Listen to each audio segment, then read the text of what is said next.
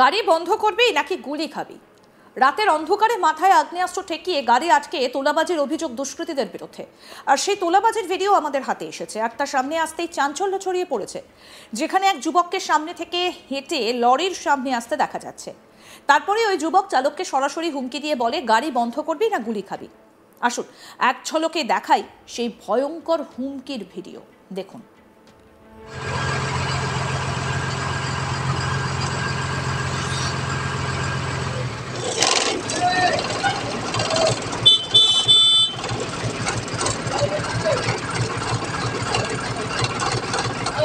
বলো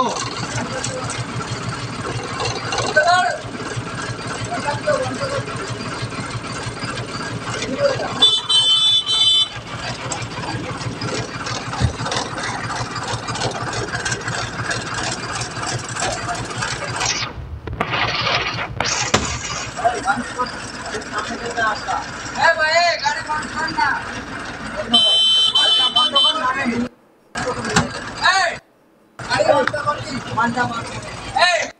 বন্ধ করবি না গুলি খাবি? কি বলছিস?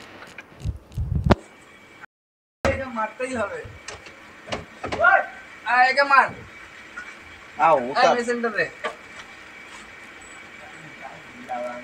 फोन कर फोन करेगा बाप।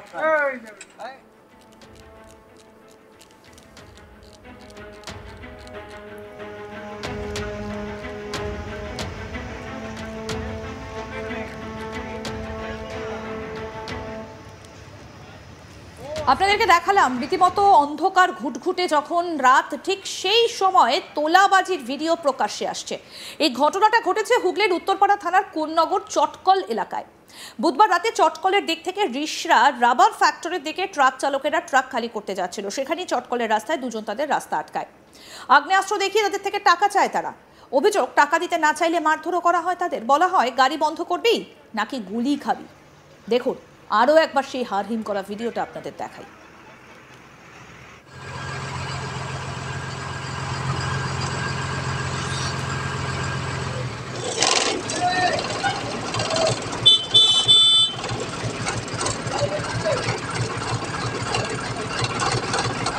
বলো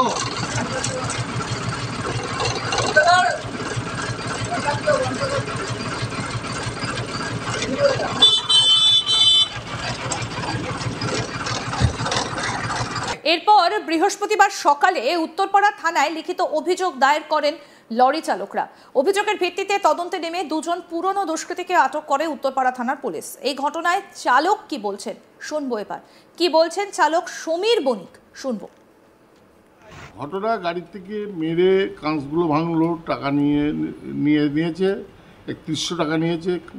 তারপরে আমার লোকটাকে মেরে একদম প্রচুর মার মেরেছে। কোথায় হয়েছে এটা?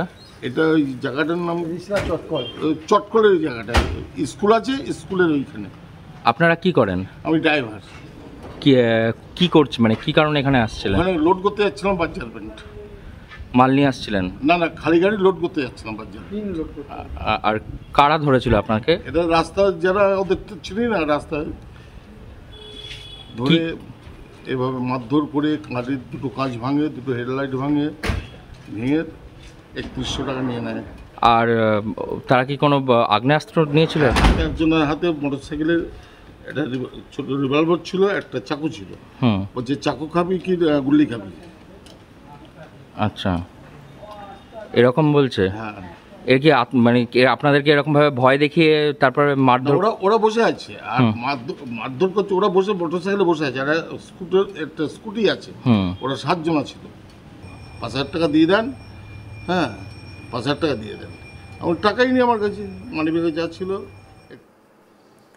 একটা সময় চটকল ধর্মডাঙ্গা এলাকা ছিল সমাজ বিরোধীদের মুক্তাঞ্চল। চুরি, ছিনতাই, ডাকাতির সমস্যা অহরহ সেখানে ঘটত। সন্ধ্যের পর জনমানবহীন হয়ে পড়তো সেই রাস্তা। কিন্তু কালের নিয়মে অনেক কিছুরই পরিবর্তন হয়েছে। সে সমস্ত দুষ্কৃতীদের বারবারন্ত এখন আর নেই বললেই চলে।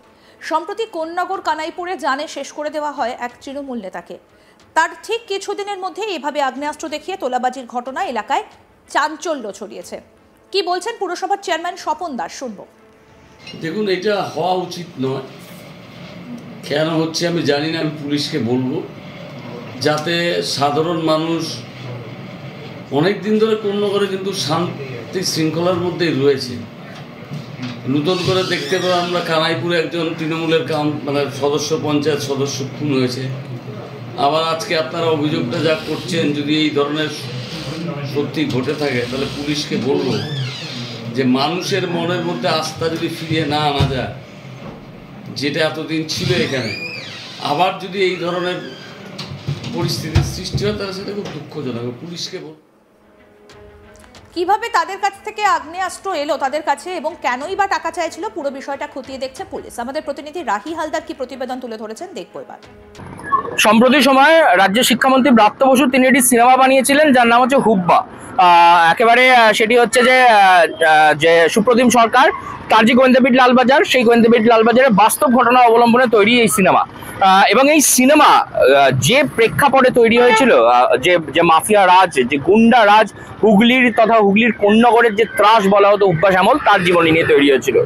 হুব্বা শ্যামল মারা গেছে প্রায় বছর 15 হতে চললো।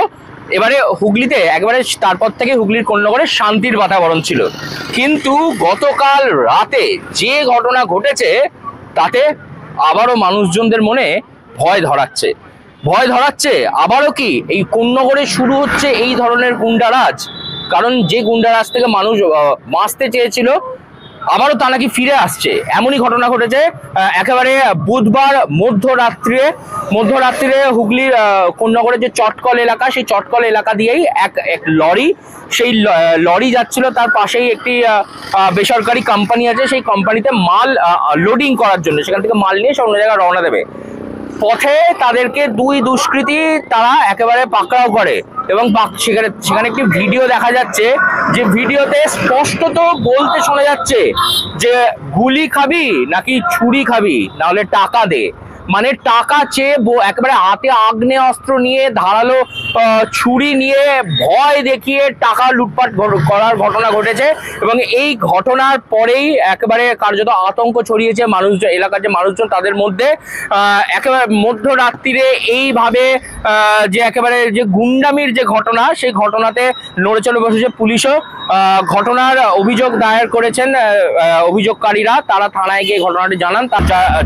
যার নাম এই দুষ্কৃতী জগতে যে গুজিয়া নামে পরিচিত, এই এক ব্যক্তিকে আটক করেছে এবং তার সঙ্গে আরেকজনকে আটক করেছে। তবে এই ধরনের ঘটনা আবারও কোন্নগরে কেন ঘটছে, তবে কি কোথাও কি দাঁড়িয়ে পুলিশের যে তৎপরতা সেটা কি একটু কম, এমনটাই প্রশ্ন তুলছে কিন্তু এলাকার মানুষদের মধ্যে কিন্তু এই আতঙ্ক দানা বেঁধে রয়েছে। কারণ আবারও হুগলির কোন্নগরে কি এই মাফিয়া রাজ ফিরে আসবে, সেই প্রশ্ন উঠছেই, কিন্তু গুন্ডারাজ ফিরে আসবে সেই প্রশ্নই উঠছে কিন্তু এলাকাবাসীদের মনে। হুগলি থেকে রাহি হালদার, আজ তাক বাংলা। আরও আপডেট পেতে দেখতে থাকুন আজ তাক বাংলা। সাবস্ক্রাইব করুন, নোটিফিকেশন পেতে বেল বাটন অপশন প্রেস করুন।